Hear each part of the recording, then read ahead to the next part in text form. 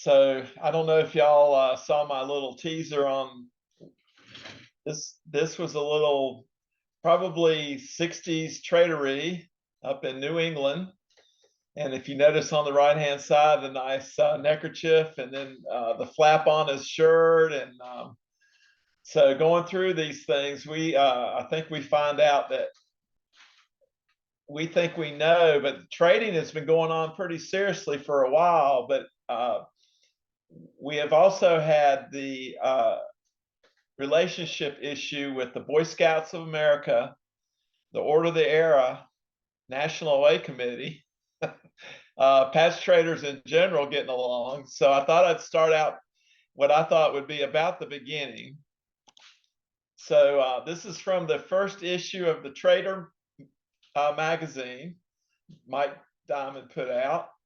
And Jeff, you'd appreciate this because it says here that in that first issue, there will be of interest to all brothers who do not have the Wabaningo Lodge emblem handbook. It has a list of OA lodges and numbers available from 1 to 488. Only 30 lodges are missing. All region patches will be described and detailed and will be starred to indicate their relative values. This list will be a great help to you as you will want to know and what you're getting. This list is available from us only in trade for 2 of your lodge patches. And notice they didn't want 2 of any lodge patches. They wanted your lodge patches. It is not for sale. So as Jeff would tell you, they printed a lot of WAB books. They were distributed, but the great thing about them, most of them had to be traded for. So Mike had some fun things going on in the 50s, and he got this letter in 1958 from the National Secretary of the Order of the Era. And it said, undoubtedly, you will remember my correspondence of our early last year consideration of your publication of the Trader. Recently, a member of the Order of the Era National Away Committee forwarded to me your special Jamboree issue of the Trader, distributed at the Jamboree at Valley Forge this summer. I was quite surprised to see the new publication, for I had felt that you were willing to cooperate with us by discontinuing any future issues.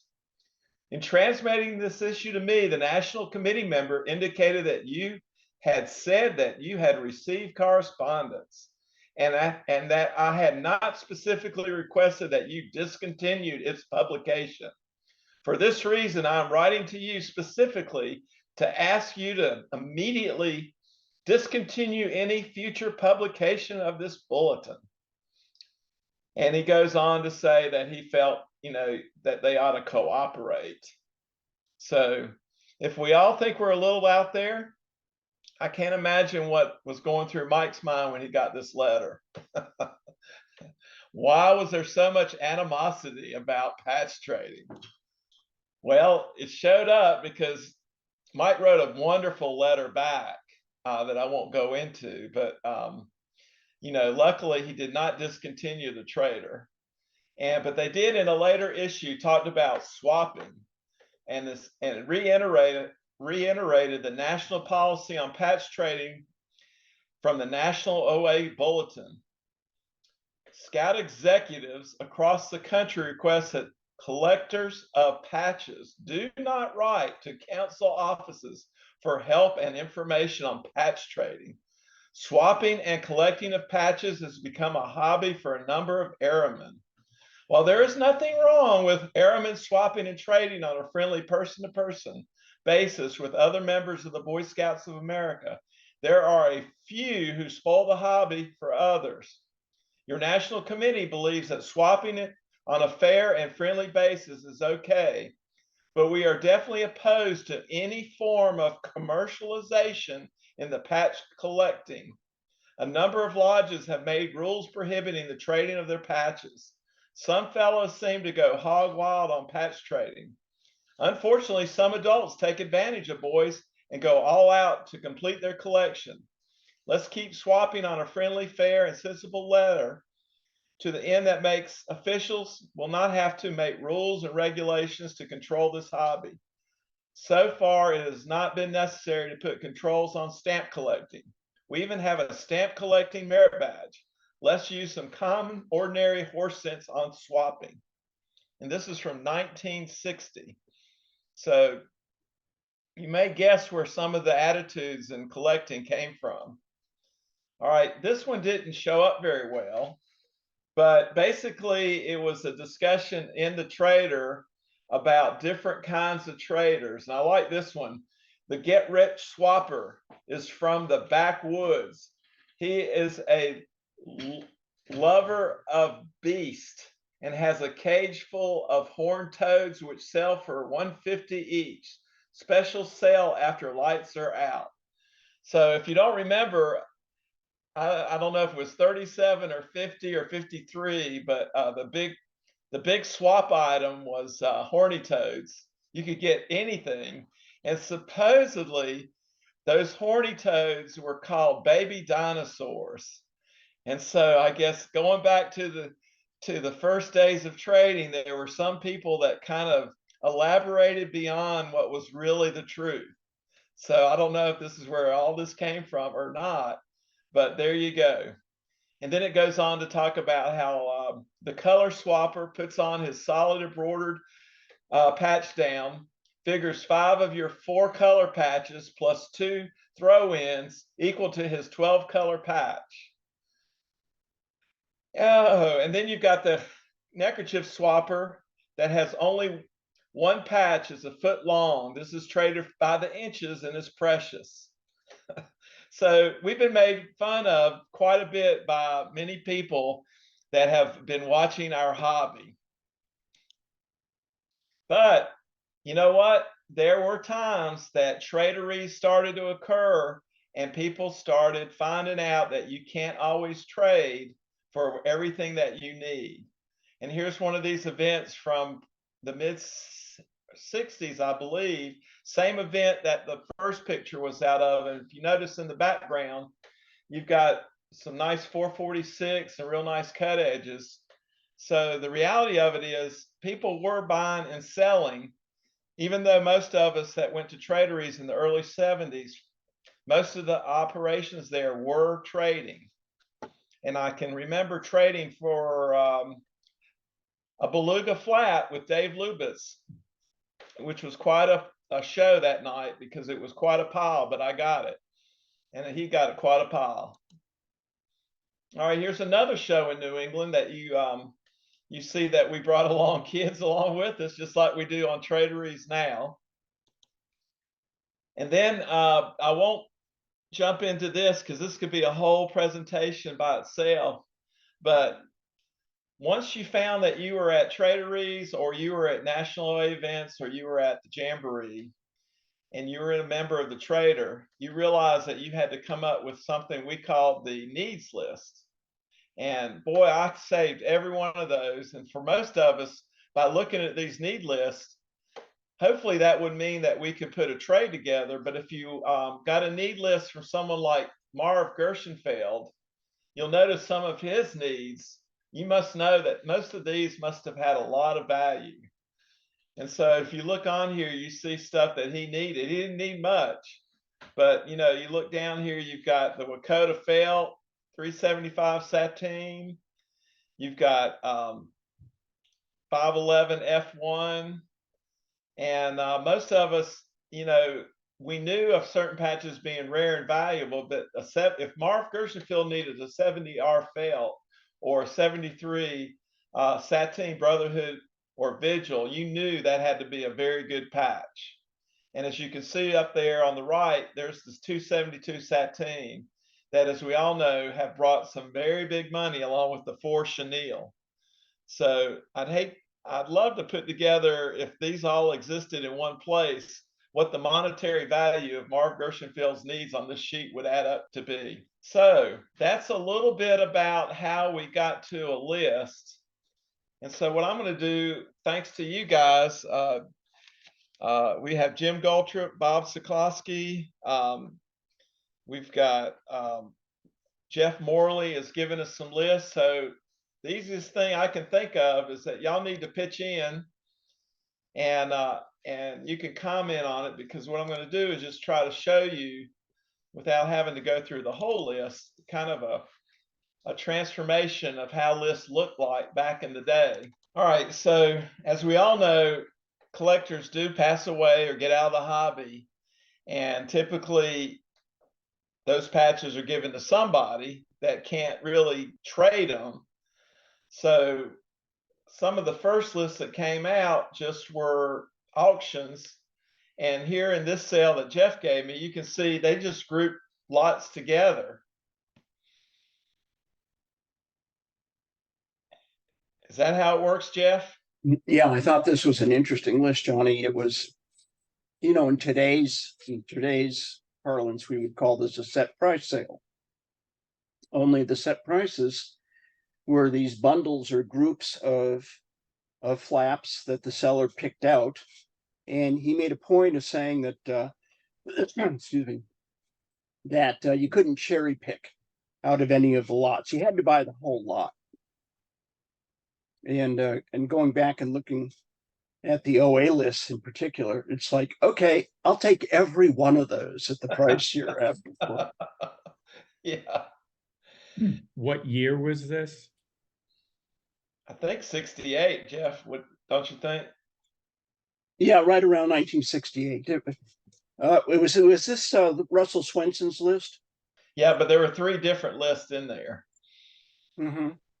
Yeah, so Roy would get a kick out of this, and Rob as well. But Russell Swenson was from 525. It was. And I remember back in the late 60s, when I got the list from the trader of mail traders, and he was listed from 525. I didn't have a 525. And so I wrote him a letter thinking I could get his lodge patch, and I didn't know anything about it. And he wrote back and he said, "Don't write me again. I don't have my lodge patch." And I still remember that to this day, over 50 years later. But he apparently had multiple, or collected multiple times. I don't know. He sold off his first collection. And what you're looking at here, Johnny, is the way that he grouped things and sold off the lots. Yep, and as you can see at the bottom, as a free offer, they're going to give away 2 different neckerchief slides, because the 50s, the neckerchief slides were a big deal. So that was quite a good deal for him to throw in too if you bought anything. So here was a pretty fancy list. This is where nobody made a phone call. You got a list in the mail. You blindly sent your bids in. And then after the auction was over, in order to prove that things were actually being sold, they came out with a high bid list. And I got to tell you, those things were so highly guarded. Nobody shared these, because for once you had something with values on it. So this was done by Donald Wiley. Right. Like, Jim, $2. Woo, that's a lot for a little mimeograph book, but it would have been worth every penny if I had been there around. And here you can see where they did the high bid and the lodge. What it was either F or an S. You didn't get into much detail.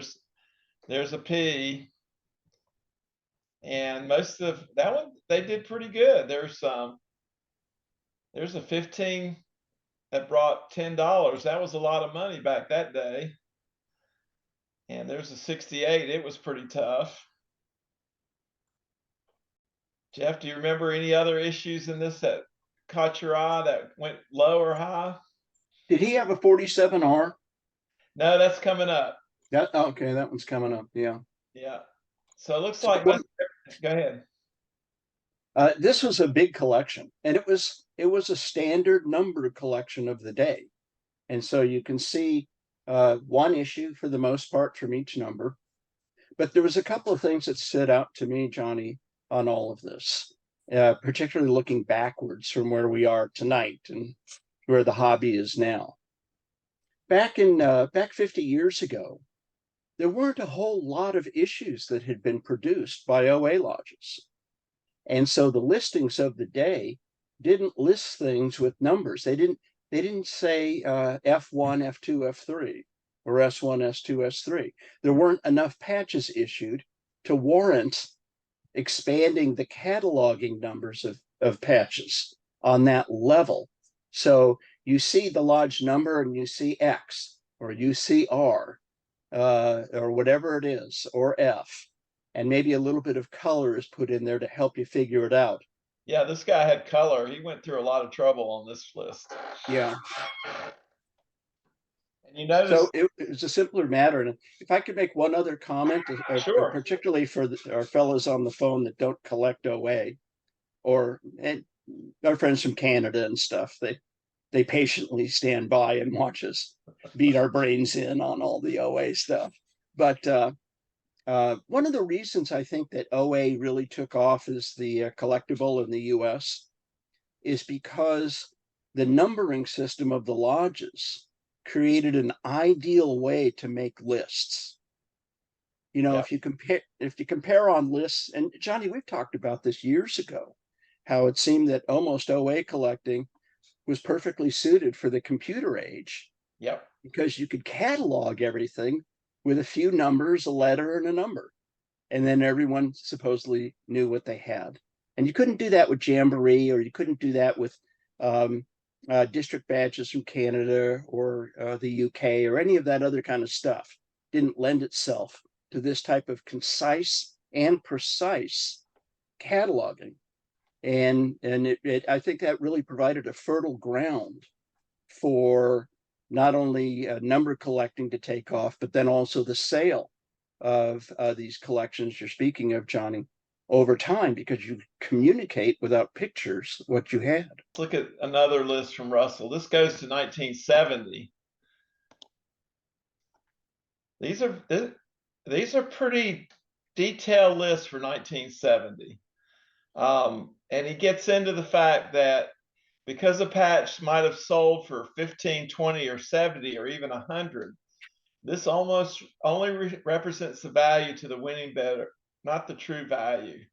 And it's so interesting because in the early issues of the Trader, if you did sell a patch because you had to, or you needed money for college, or it was an estate, there should be no patches that should ever bring more than 35 cents, quote unquote. Yeah. And those people that want over $1, were just about the devil. So, and again, this is a pretty neat list because it's got the color code again. And I guess that's why this guy went through the trouble. He got $3 for this one, for Robert Alt's. And so basically there's the 47R. Look at that. I mean, that had to be in 1970, that had to bring up a lot of discussion.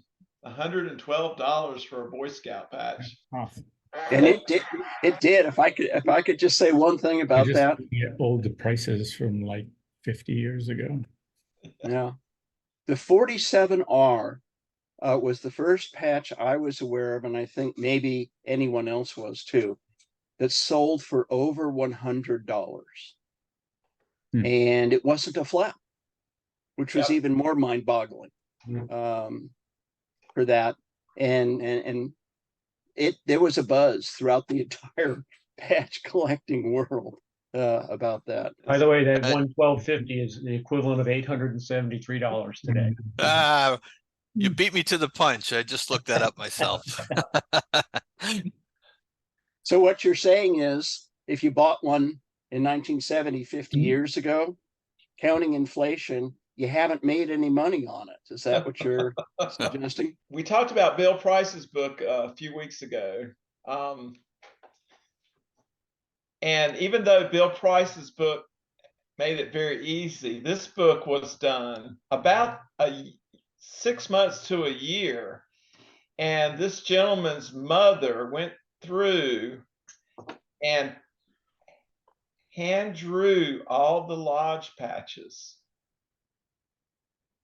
And they put in there the full detail And you can notice here it says non-restricted. And there's that original fake that we realize now, 4 per year.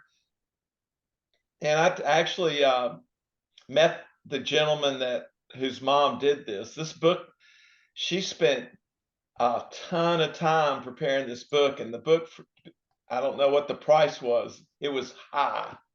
And, you know, when Bill Price's book came out, you know, for just a couple of bucks, I mean, everything about this book was, that's why most of you have never seen it. Now, I did buy one because it had a pretty good description on restrictions that Bill Price was still getting through. Because again, back then, restrictions still had a lot to say about patch value. And those that knew the most about patch restrictions consider that information that was just as important as prices. All right. And you all knew Pappy Ranninger, the greatest sale of all sales, 2,200 items. So he had one of those auctions, and that was his stuff. And I like what he did. He actually broke out. For those of us before eBay came out, felt like anybody could be a dealer or a patch, you know, salesman. I like what Randy put in there. He counted out the hours, writing up the collection, typing and planning, making copies of it, and mailing it out, doing the bids, how many hours it took, sending out stuff. So even though he got a lot of money for this, it cost over $925. He sold over 7,800. So this was kind of sad. The idea of selling your collection and making money worked out to $1.47 per item. And I wonder, some of us that do eBay, if we really added up our hours, you know, is that really not far off from today? Now, what I liked about his book, it was small, just like Bill Price's book. So again, if you had that, if I saw somebody that had that in, you know, back then it was briefcases that we all carried around. And if you saw in the upper door of your briefcase where you put in your stuff and you noticed either a Bill Price book or this book, you knew that guy was a professional, because he was, you know, people would actually bring these books with them to trade. And you can see what I liked about it. He broke down the highest bid, the second highest bid, and the next bid. Remember, back then, these were blind bids. So you didn't have a chance to just bid up the next buyer. And what Randy didn't mention, most people that had, and this is what Dave Lubitz told me, he said he would do auctions for free like this simply because he knew he could be the last bidder when it was all said and done. And so sometimes having a blind bid works out really good if you're the auctioneer, because if somebody didn't bid on it, you could buy it for anything. On the other hand, let's take that 47R that Jeff talked about. And you can see the second highest bidder was 130, the third was 120, but whoever paid $500 was probably going, Randy, what happened? So, but that was part of the fun of doing auctions. And basically up until the 70s, pretty much everybody, that's how they did it. So someone that didn't do that was Jim Sayers, who was out of South Carolina and then Texas. And he hand typed all his lists. And if you wanted to buy something, all you had to do was get his list like this one. And he's got his hand, you know, he typed it on a stencil, put it on a mimeograph, and then typed away. And if any of y'all follow Jim, you know, about every fourth or fifth item was scarce or very, very rare. But you can see here, there's a purple staff neckerchief from this Jamboree collection, brought $900. There's shoulder flashes. But this was before really people started making phone calls. So as soon as I got Jim's list, I would mail him a big check, and he would, you know, you had a shot, yes or no, that you could get it. So I really think Jim was probably one of the first people that really did the set price. I know that Harry Brom had an auction every quarter, every month. But that Jim was probably one of the first, and that really started shifting the hobby quite a bit. Now, those that weren't dealers, like Bob, he decided to sell his Illinois collection. First come, first serve. There's his phone number. I'm sure there was a lot of expensive long distance calls made after this one. He puts his need list on top. And then, as you can see, there you go. You could buy any of these patches for the price that he wanted to sell it for. And he sent me multiple pages of this, but a lot of pages, there were patches for 75 cents. This is a pretty big collection. But as you can imagine, if you had this list, you knew kind of what Illinois patches, and probably made that state a very active state collecting. Now, this is the first list from Brush Creek Trading Company. Actually was sent out by computer out of Guilford College dorm in '76. I could not find it. So some of us didn't feel like we could type, because I remember having someone paid to type in college. But basically, all we did was write them on a piece of paper, put a price on there, and whoever got to me first got to buy a 463 chenille for $100, or a 47 World Jamboree for 120. I'll take that beluga back for 500, please. So the reason I stopped, and that's basically when the heyday of collecting, we went from trading to auctions, fixed price, and then around 1980, with LAPE and some other people, the hobby completely moved in a multi-dimensional way into high-speed selling, buying, and collecting. And so that will be for another presentation. I'll offer one, Johnny, because as I was going through my stuff today, I happened on something I had no idea that I still had. And it goes right back to your first and second slides. So let me share this. Right. Where is it here? I got to find it first. Oh, yeah, here it is. So at the end of my sophomore year in high school, I got this wild idea with a buddy of mine that we would write to every lodge in New England and New York and ask them to tell us what they had produced. And it almost got me thrown out of the OA. My parents got a call from the scout executive because somebody called him and complained that we had done this. We had no idea all that other stuff that you showed, you know, about 1960 and 1959. They were saying, don't do this. We had no idea. Nobody ever told us we couldn't. So we wrote off, and we had mimeographed this thing, put it together, and we put it under a cover letter and sent the cover letter to the lodge chief, care of the council, and asked them to send us whatever. And I think probably a dozen councils sent us stuff. And this happens to be the one that came from Lodge 112 on Staten Island. And I just happened upon it as it was stuck in between some Traders Post magazines or something like that. I hadn't seen this in probably 50 years. But my parents got a call, a cease and desist call.